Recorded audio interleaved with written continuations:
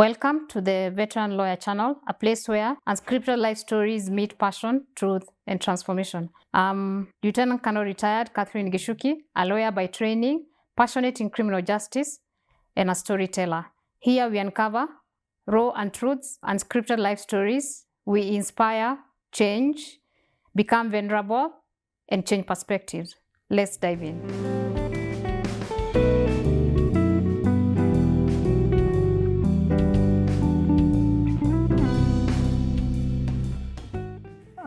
I would love to share my story with you and allow me to take you back to Nyeri County, Mukureni Sub-County, Rogi Ward, Washe Village, where I was born many years ago, I think 4 decades and a few years of experience on top.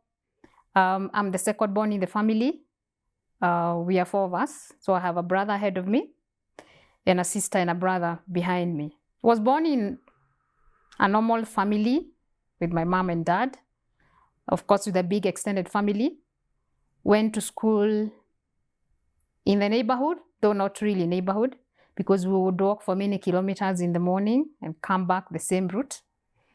A challenging journey, if I remember, because it's not like today where kids will get into school buses. For us, it was about trekking early in the morning. And when it rained, we would have to put on skirts on top of our uniforms. This is a setup where you're required also to carry ash in a container as you head into school. Get to school probably by 7 o'clock and then start off the day. And in an event, of course, you got late, the teacher on duty will punish you. Another highlight about my schooling would be that, yes, my mom and my dad were primary school teachers, and my mom was a teacher for the longest in that primary school called Kariara Primary School. That's where I went. So we had the privilege, if I may put it that way, though to me it doesn't look like a privilege, because of course, when you're a child of a teacher, people would think you're very privileged. So we would have the privilege of having hot lunch. She would cook for us. But it was not all rosy, because this cooking at times would be cooking where you'd have to feed on food that was not very well cooked, because of course she would do it in a hurry over the limited lunch time, and we would just go and struggle with swallowing very hot food. But it all was good, because when I compare with other students who would carry food and maybe eat it when it's cold, that was a bit of a privilege. Yeah, so went through schooling. I went to school at a time where we were doing vernacular language from class 1, I think, to class 3. So I'm very fluent in Kikuyu. I can speak Kikuyu, I can read Kikuyu. And when I look back, that is good, because right now I'm struggling with teaching or training or mentoring my children to speak the language, but they can't because they didn't really interact with it when they were young. So kudos to my teachers back then. And one of them was actually my auntie, who is my dear auntie even up to now. She taught me, I think, in class 3. My mom was also my teacher. So I'm very proud of having gone through that stage. Went through again from class 3 to the higher classes. I was a kind of student who, yes, I didn't struggle with schooling or with grades, with passing exams, but it was not that automatic. I really worked hard. I was a kind of person who liked books. You may call it, I was a bookwormer. I think I knew very early on that I don't want to end up in the village. I'm not a lover of hard work or hard labor, say like tilling in the farm. I didn't want that. So I knew that I'm working towards passing my exams, getting good grades, and getting a good job and living in the city. Though again, I remember I didn't really pass very well in the first KCPE, and I wanted to go to a good school. I think I missed admission to the then provincial high school, Bishop Gatimu Girls School. That's where I had wanted to go. So guess what? I had to repeat. I repeated class 8 and I redid it for the second time. And of course, I passed my exams and I was admitted in Bishop Gatimu Gadu Girls in 1991. Growing up, I remember my dad was not always at home because, yes, he was a primary school teacher, but had more responsibility because he was a headmaster. So he would be posted from school to school. And of course, he would only come maybe over the weekends or, yeah. So we did not grow up like together. He was not always at home. And that, when I look back, or it impacted on me because we are not necessarily close. Maybe, and I think we have the same personality. We are both aggressive.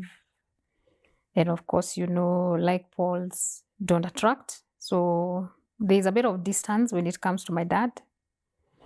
So closer with mom, even up to now, I find I flow more with my mom compared with my dad. So yes, if I may speak to fathers now, I would say try and establish that relationship with your children and of course with girl child, because I guess it has an impact later on in life. The more you're present, the more you will enhance your relationship, the more you'll be closer to them. Even as they grow, they can share with you maybe their struggles. But if you're not present, then that tends not to happen. The relationship just doesn't happen just because this is your girl. So invest in that and try and cultivate that relationship from very early on. I'm a firstborn girl. I have a brother ahead of me. But what that meant growing up is that I wasn't responsible for my 2 other siblings who follow me. As I've told you, my mother was a primary school teacher. Of course, my dad was most of the time not present at home. So that meant that I had to step in and take up some of the roles and help mom. So I would be involved in cooking from very early on, I think from class 5. That would be like at the age of maybe 8 or 9, fetching water, because I grew up in a village setup where you would have to go down the valleys and come up the hills looking for water. You put it on your back, carry it up the hill. My brother, of course, stepped in terms of doing the masculine jobs or roles like fetching food for the cows and milking. So that I didn't do. But I did the other part that required the household chores, cleaning up, cooking, and fetching firewood. And of course, looking after my siblings who are younger than me. So when mom was away, I would be left to tend for them, carry them on the back, and generally ensure that they're safe and secure. And of course, that always did not happen, or it was not always perfect. Because I remember there's a time my sister who follows me, I think she was out playing with my younger brother. They were using a wheelbarrow. And of course, kids are prone to accidents. And the wheelbarrow ran over her foot and she got injured. And even up today, there's a scar on her leg. So that's one of the highlights where you think you left to take care of your siblings and all is supposed to go well.